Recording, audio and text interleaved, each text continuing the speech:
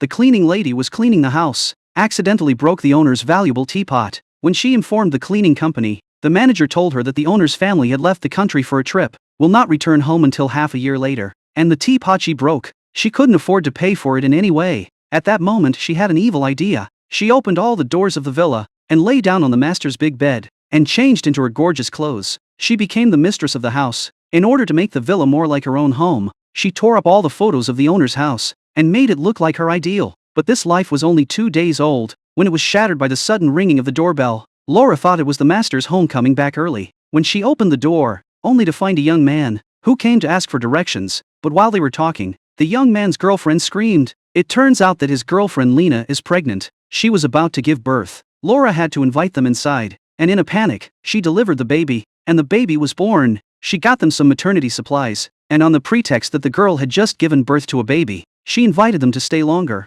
She even let them stay as long as they wanted. They were very excited. They began to fantasize about the wonderful days ahead, but what they didn't know was, the so-called Good Samaritan in their hearts, was actually a burglar who stole the villa. That day, the gardener who was responsible for the weekly mowing, Laura was afraid that her secret would be exposed, so she took all her savings and gave them to the gardener. She said she couldn't afford to pay him anymore. She told him he didn't have to come back anymore. The gardener didn't suspect a thing, but it aroused Nick's suspicion. How could a woman who lived in such a luxurious house, how could she not afford to pay for her work? Looking at Laura, whose eyes kept dodging, Nick had an answer in his heart. At this moment, Laura no longer had to hide, decidedly admitted that she was just a nanny. After Nick found out about this, but did not intend to leave this place, but decided to start a plan with Laura, sell all the valuable things in the house, to continue living here. But while they were having a good time, an accident broke the peace and quiet.